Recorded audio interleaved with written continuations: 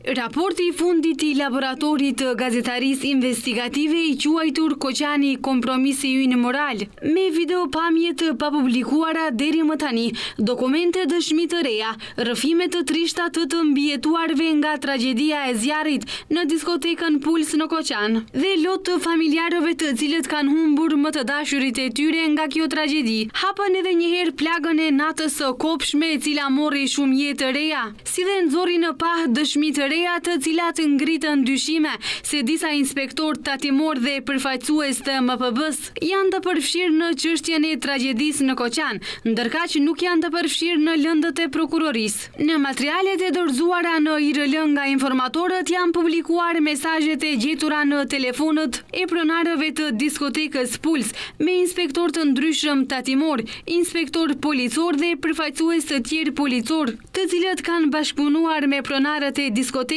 me qëllim që e njëjta ta kryej veprimtarinë në mënyrë jo ligjore. Pronarët vazhdimisht janë njoftuar për kontrollet e realizuara nga institucionet kompetente. Disa nga inspektorët kanë qenë mysafirnderi në mbrëmje të kësaj diskoteke, madje shpesh edhe kishin pranuar mito, dhurata nga pronarët për shkak të shërbimeve që I kryenin. Emrat e inspektorëve të publikuar në raport janë Vesna Kuzmanovska, Dragan Paunov dhe Dule Dimitriev. Siç thon nga IRL, Dragan Paunov është vëllau I kryetarës së gjykatës penale të Shkupit, Daniela Dimovska. Gjykatë në të cilën do të zhvillohet procesi I gjykimit për rastin e tragjedisë dhe se puna profesionale e Dimovskës është e lidhur ngushtë me VMRO DPMN-in. Në fund të kësaj historie qëndrojnë deklaratat e të lënduarve nga kjo tragjedi dhe të familjarëve të vdekurve, të cilët të dëshpëruar dhe plot mllef, thonë se nuk kanë as pak shpresa në sistemin e drejtësisë në vend dhe se nuk presin që ky rast të merr dënimin e duhur. Tragjedia në diskotekën Puls në Koqan ka ndodhur më 16 mars të këtij viti,